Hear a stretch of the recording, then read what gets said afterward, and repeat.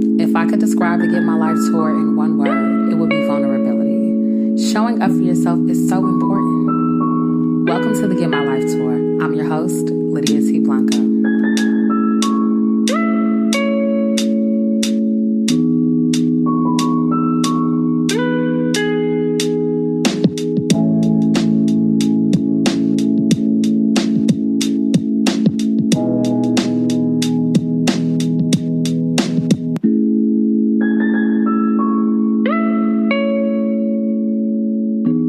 Hey y'all, and welcome to the Get My Life tour.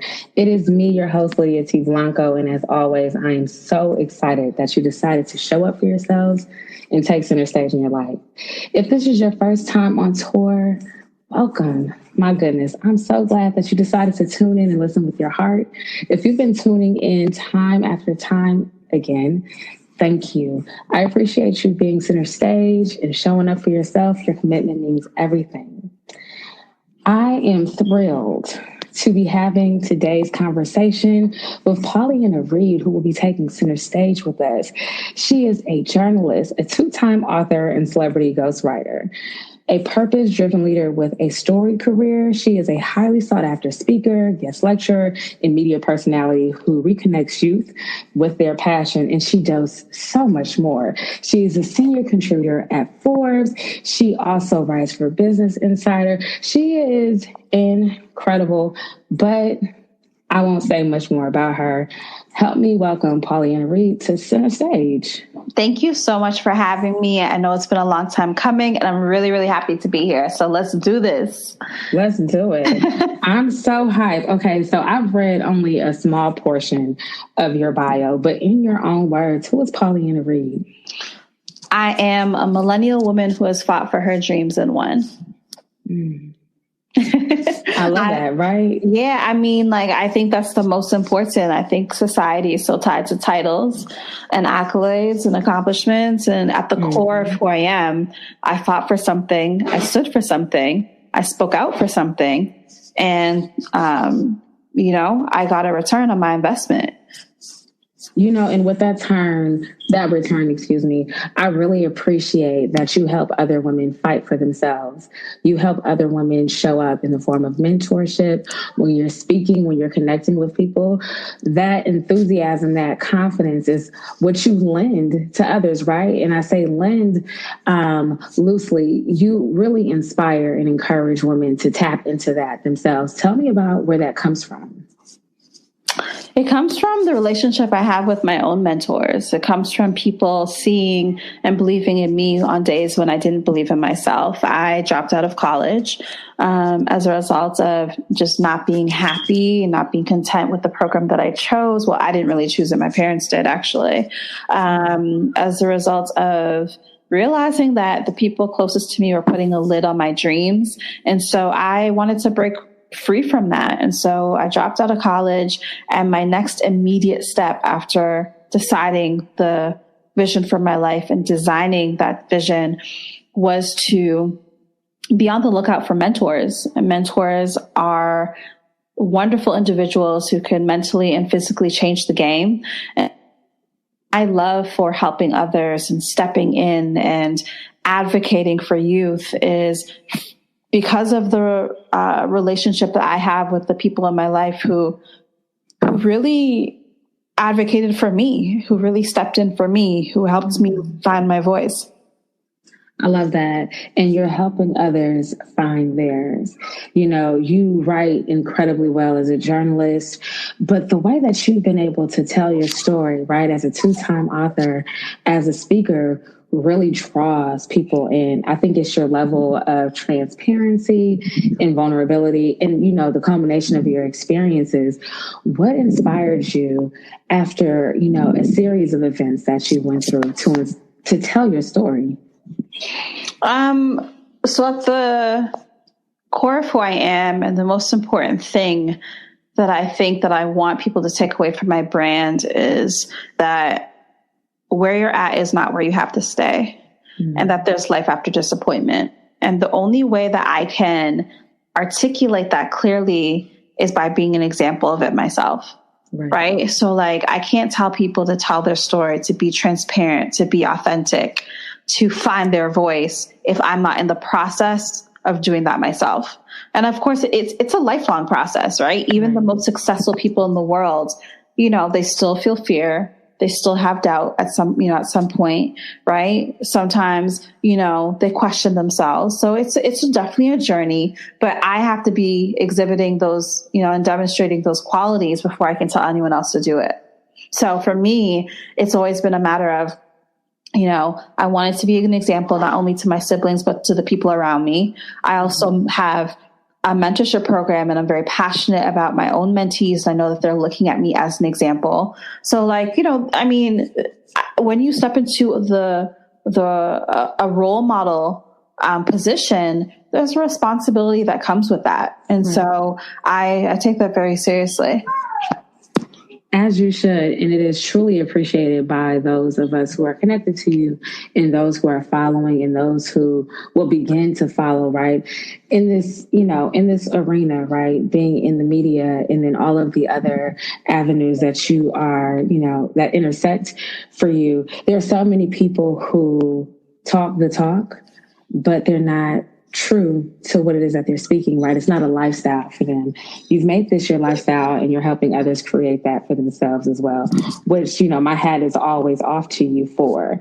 You know, one of the things that you're very transparent about is your mental health and wellness in that journey. And that most definitely is appreciated as well. Have you ever had reservations about being as transparent as you are about your journey? Or do you have the same thinking like, okay, look, this is what, you know, I'm helping other people get through. I should be as vulnerable as well. Or was there ever a point where you questioned that? I think that I questioned it when family and friends started to, right? Because I mean, like, for me, the most relieving feeling is taking off the mask and not pretending that things are okay. I'm talking about my issues. But sometimes other people can feel like it may make them look bad, or they could feel uncomfortable because they're not experienced or they're not aware, you know, of what a mental illness is or depression. And so for me, it's like, at some point you have to tell yourself not to give a shit about what other people think, and that your recovery process is the priority, because at the end of the day, you're the one who has to endure the consequences. So it's like, I don't understand why people feel like they can step in and just tell you how to lead and how to design and how to define your life when you're the one who has to experience the consequences of your actions. So for me, it's, you know, definitely there's been some points where I've doubted, but honestly, for the most part, it's been a no-brainer to speak up and talk about my story and to advocate for youth who don't necessarily have access to resources or medical professionals like I did. Like, I was very, very fortunate in my recovery process to have a doctor who was white, who was rich, who was powerful. You know what I mean? To not be on waiting lists, right? You know, mental health impedes on so many different aspects of your life. So if your mindset is not right, then your career is not going to take off. The friendships around you, you know, may be toxic or non-existent, right? Your partner, your romantic partner may not understand. Your children may not understand, right? Because they look at you as a superhero, right? It bleeds in that your finances will be affected.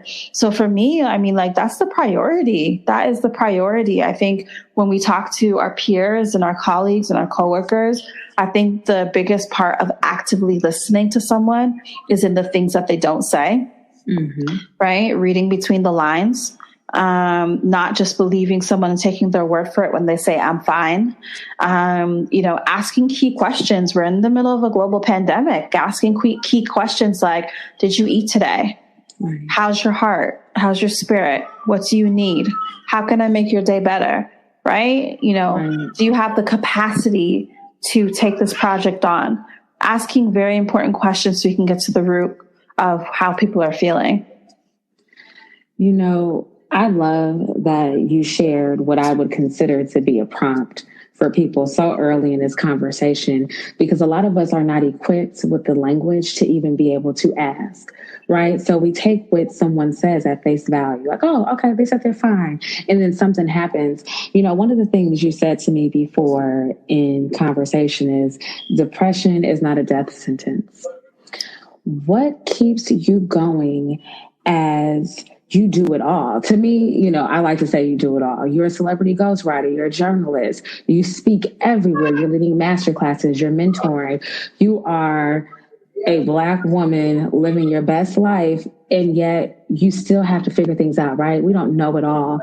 And yet with what you've been through, you still keep going. Like, what is it that keeps you going? I mean, again, it's like, honestly, it's the fact that I have people who look up to me. I can't even imagine doing something that would jeopardize how my mentees and how my girls view me. I have a mentorship program, not just because I care about working with youth, but to also hold me responsible. They hold me responsible and accountable for my actions, right? And so just as hard as I am on them, they are on me, right? Right. And so what keeps me going is, you know, not just my mentees, but my family responsibilities. I've designed the life that I want. And so I do think that on your road and on your path to creating that life for yourself, you know, I reached a healthy place where I could create a life that was worth living for. You know what I mean? I love my life. You know, that's what pushes me, because I want to continue to love my life. I want to maintain the momentum. It's not always going to be pretty. It's not always going to be perfect, but you know, life is still good, you know? And so I've learned to just express and appreciate the little things and the little victories. And yeah, honestly, I was diagnosed with depression and anxiety in 2010. So it's been a minute. It's been a long time. So, you know, things do get better. I think the best thing I could have done was raise my hand and ask for help. And again, like every single day I'm managing my emotions. Every single day I fight voices inside my head that most people will never, ever understand. Every single day, you know, you're fighting against dark thoughts. And so, you know, it's, I want people to understand that, like, when you see me show up in a space, right? When you see me, navigating social media, and you know, I had to talk myself into it. It's not something that comes naturally and organically. I don't just jump out of bed. People with mental illness, or I'll speak on my own behalf, I have to talk myself into things. And when you see me, know that I made a decision to be here today. And I want people to really take that in, because you know, one thing I didn't mention is, you know, I dropped out of school as a result of a suicide attempt, and I've struggled with suicidal thoughts, and, you know, on and off. And so for me, it's like, you know, every day is a choice.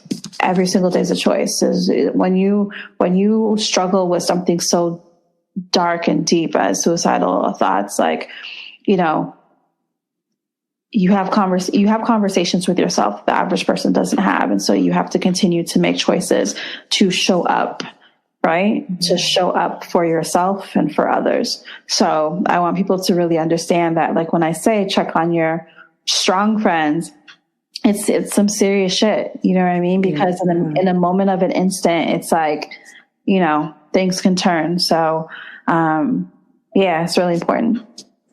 I love that you actually segued into my next question, because I want to know, and I'm sure others are curious as well, as you know, quote unquote, do it all. What are some of the ways that you practice showing up for yourself? You say every day you make a decision to be here, but what does showing up for yourself look like for you? Just honoring my spirit, you know, honoring my spirit. You're not always going to be in a space where, you know, to choose not to do something you don't want to do, because obviously you have to make sacrifices, but just like really honoring my spirit, really just doing things that bring me joy, that bring me peace, identifying my triggers, avoiding my triggers as much as I can, speaking up, talking about things that matter to me, feeling emotionally safe around, you know, people in my life. So yeah. That's really good. Now, as someone who writes about women in business and entrepreneurship, you are so well versed, right? Because you have that experience as well. You are a successful businesswoman, entrepreneur. And I love following your journey, right? When you share clips of you speaking, mentorship, advice. And I'm like, oh, I can't get enough because Pauleanna is lit and she is just doing it. And I'm here for it all. And you're very transparent, which is to truly be appreciated. Can you tell me what it's like to be an entrepreneur during this pandemic in ways that you've had to pivot or, just really boss up and keep it moving so that you could come out or so that you can come out on top? It has definitely been a challenge because I have a team and I have to navigate their emotions as well. It's not just on me. So not only do I have to be strong for myself, strong for my team, I have to follow through and make sure that they are well and sound every day. You know what I mean? I have to make sure that they are able to produce and they're in a creative mindset. So yeah, first and foremost, before profit, before clients, I got to make sure the fam is good. Yeah. Then I got to make sure, okay, what clients are staying on, who can still afford us, right? Like, what are we going to make payroll? There's so many questions that you have to really, ask yourself. Are you going to close the doors? Do you need to hire? In my case, I have to say, as a celebrity ghostwriter and the founder of my agency, like we hit peak numbers, peak leads, peak clients during this time because of the nature of what we do. I had to hire 4 new writers. That was very, very fortunate. But I mean, I made the conscious effort, regardless of whatever the outcome was going to be, I made the conscious effort not to fire anybody. Right? Because my team was with me when I was broke. They were with me when I was, going through growing pains. They're with me when we had 0 clients. Right? So, I mean, we're in it to win it. You know what I mean? Like, we're going to figure this shit out. I honor that.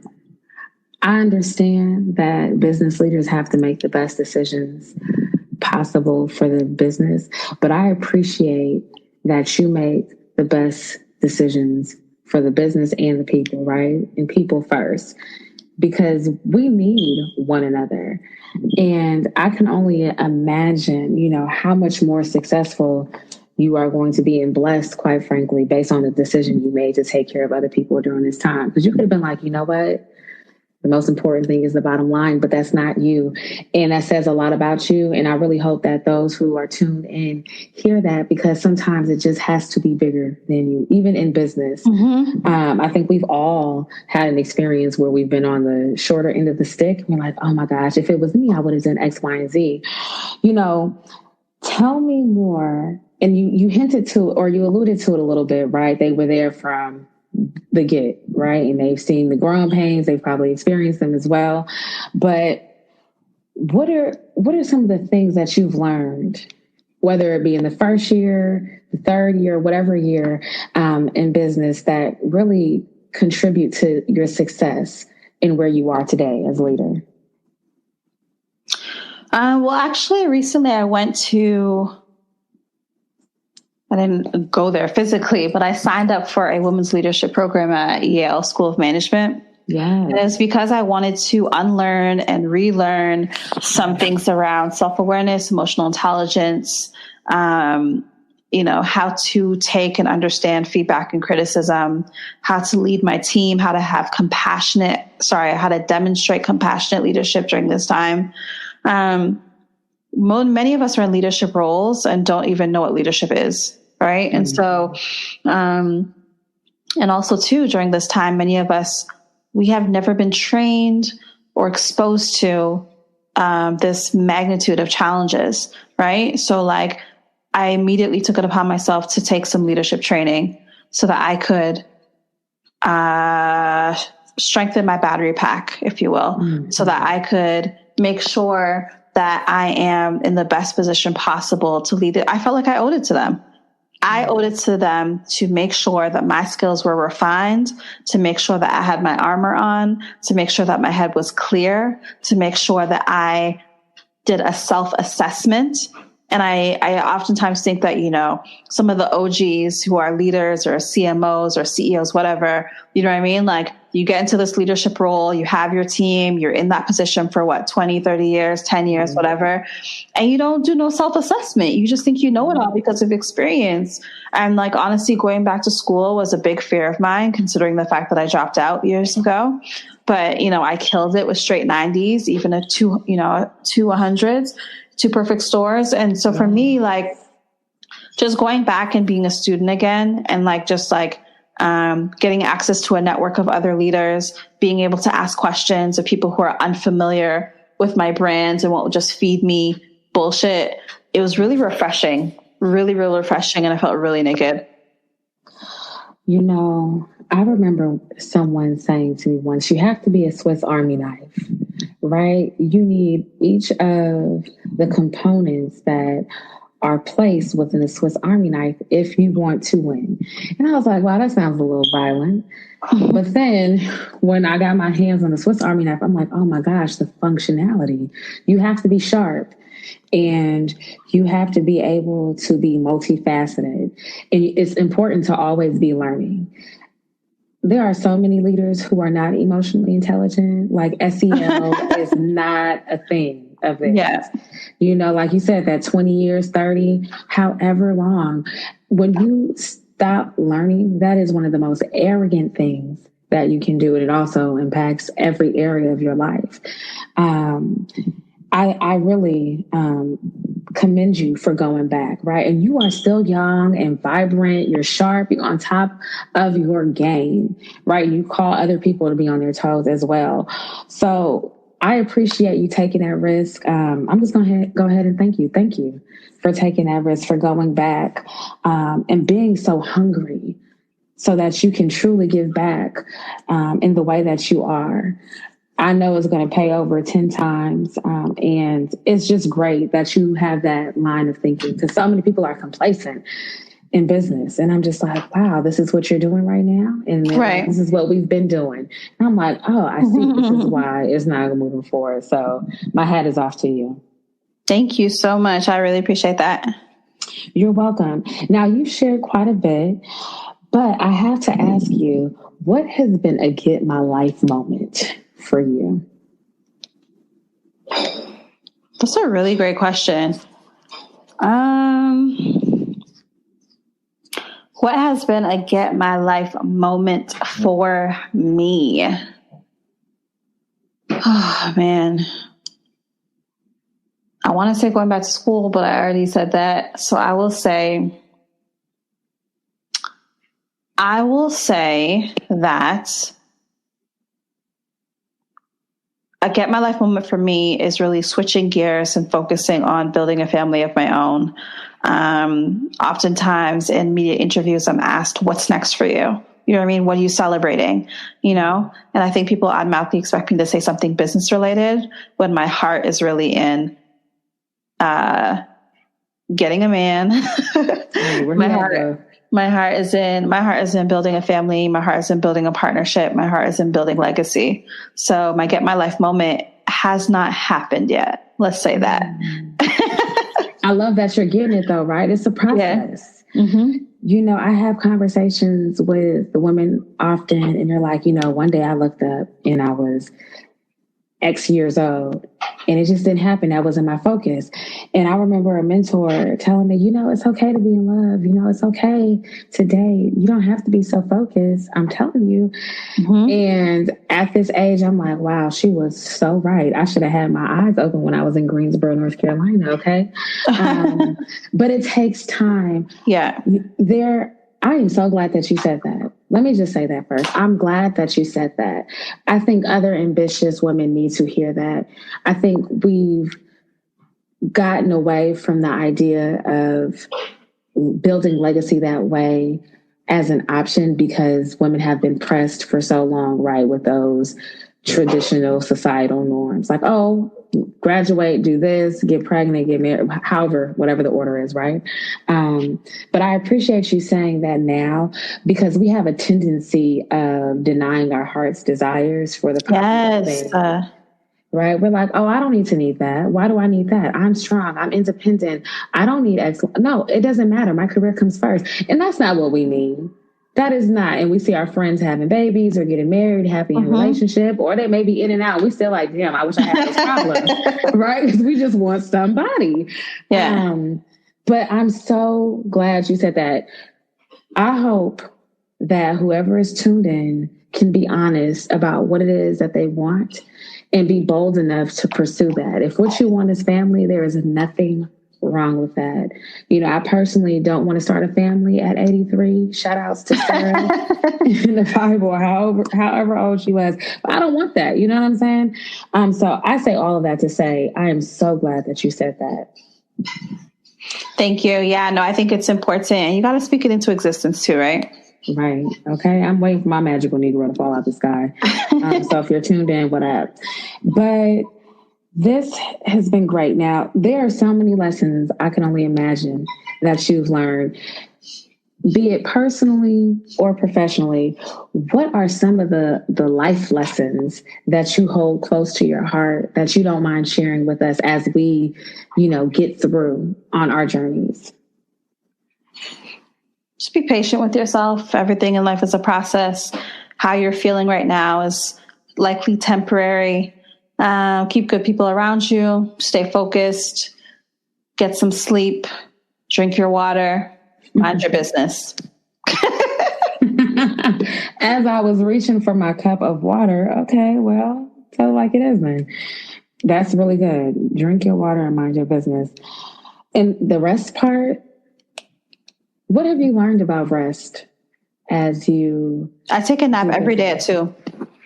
Wow. Okay, so you siesta for real. Yeah. I'm lying at 3. I'm looking at my calendar now. I have uninterrupted time between 3 and 5 every day. I like that. It's very important. Well, I mean, it wasn't always like that. I was team no sleep for many, many, many years. Don't get it twisted. But with the pandemic, when am I ever going to get this flexibility again? So every day, I mean, if I'm not physically sleeping, with most days I am because I get no sleep, I'm winding down. I'm off the computer, off the phone, doing my thing. You need to give your brain rest, man. Your eyes, everything. It's not good. I've noticed that my short-term memory is really, really poor. I think it's because of all these devices and gadgets and stuff. Really, I can remember what I did in kindergarten, but can't remember what I did 2 days ago, Because I'm moving too fast. I know that has to have a impact on the way you think and your brain and your memory, your brain health, for sure. I'm sure there's some research out there that supports what you just said, because it's so true. Oh my goodness, Pauleanna, I just think you are so special. I feel like I'm just in line, right, at the parade, rooting for you. I have to ask you though, what would you tell younger Pauleanna about your process? What advice would you give her? Chase your dreams instead of chasing men. Just relax, chill. You have time to do all that, to party, to date, to do all the things that you feel like you're suddenly grown up to handle. You know what I mean? You have time. I love that. I feel like we could have a whole different conversation about that. And I know you've written about it, you've shared more about that. So, of course, we'll do the plugs towards the end of the conversation. But I just want to go back to something that you said, because you have yourself on your calendar, which is important. And I don't think enough people do. We don't find blocks of time to calendar ourselves in for whatever it is that we want to get done, right? For you, it's a siesta. For someone else, it could be to read or whatever. What are some productivity hacks? And I know that's the opposite of resting, right? But for someone, it may be helpful. What are some productivity hacks? And what are some routines that people can implement who need to be better at making sure that they're taking care of their mental health and wellness? I would say the most important thing is probably your morning and your night routine, how you start your day and how you finish your day, because that sets the tone. Mm-hmm. So starting your day, me and my colleagues, we practice the 5 before 8 rule. We try and cross 5 things off our to-do list before 8 a.m. Mm-hmm. And those 5 things likely have nothing to do with work, everything to do with self-care. They can look like whatever you want. It could be reading a chapter of a book. It could be grounding yourself, walking outside bare feet. It could be going for a swim, going for a run. It could be catching up with a girlfriend. You know, my girlfriends know if they want my undivided attention, you know what I mean? You know, give me a shout early in the morning. Yeah, you know what I mean? So I would say 5 before 8 rule. I would say your morning and night routine. I would say, you know, don't put yourself on a guilt trip if you don't finish your to-do list that you set out for yourself. Give yourself grace, and learn how to delegate. You know what I mean? I only do the things that I want to do. Everything else gets delegated. Said like a true boss. Okay. Respect. Mm-hmm. What can I say about that? And then if you have any other tips on like how to practice self-care. I love that you say be grounded, right? A lot of people don't think about going outside and planting your feet, whether they have grass, soil, or whatever the case may be. But is there anything that you do not mind sharing for someone who's tuned in and is truly looking for a way to pursue wholeness and wellness? Maybe it's, you know, go to therapy and they've never thought about it. I'm not sure. But is there anything that comes to mind for you? Spend time alone when you can. Have those tough conversations with yourself. Don't look outside of yourself for the answers in terms of looking inside a book, a podcast, a movie, a documentary, a YouTube video. You have all the answers. You need to be still. I love that. All right. So we've come to the point in the conversation where it is time for you to drop the mic. Not that you have not already, but this is the time for you to go on the spectrum from either sexual chocolate to Obama out. You're super classy. You choose which side of the spectrum you're on. But I'd love for you to leave it all on the stage. I would say my mic drop moment, my advice is to do your best and F the rest, right? So forget about naysayers, forget about vanity metrics, forget about all the things that just don't matter, right? Like, I love to do things where I feel it's a hell yes. I love to do things that bring me joy, that light me up, that help me jump out of bed. And so I would say do your best and F the rest, and you'll live a pretty good life. I love it. Pauleanna, you are such a fountain and such a resource to many. I appreciate being connected to you, and I'm sure that people tuned in are grateful for the opportunity to hear you one-on-one, right? You speak in various places, and you make yourself accessible to those who, you know, need you the most. But for you to come and take center stage and share what you said, you know, is really special. So thank you for joining me here on the Get My Life Tour. Thank you for having me. I had a great time. You're welcome. Okay, so tell people how they can stay connected with you. You have a lot going on. I'm sure they want to learn about it all. Yeah, sure. So if you want to connect with me for ghostwriting, the website is, if you want to connect with me for ghostwriting, the website is thewritersblock.com. If you want to connect with me for mentorship, it is newgirlontheblock.com. If you just want to reach out and say, hey, what up? You can hit me up on Instagram or Twitter, Pauleanna Reid, or my email is Pauleanna@pauleannareid.com. She gave you the email. Okay. You better follow up. Direct link. Okay. You know, If you want to stay connected with the Get My Life Tour, be sure to visit the getmylifetour.com or connect with us on all social platforms with the exception of Twitter because it is at Get My Life Tour since the Get My Life Tour was too long. If you'd like to personally stay connected, be sure to connect with me on all social platforms at Lydia T. Blanco or at lydiatblanco.com. You can slide into the message box there. I'm not as official as Pauleanna when it comes to responding to you. But I appreciate you tuning in. Pauleanna, you have truly showed up and showed out, and I cannot thank you enough, but thank you again. No problem. Thank you. You're welcome. And this has been incredible. Be sure to stay connected with Pauleanna and with me here at the Get My Life Tour. Until the next time, it has been real. Peace.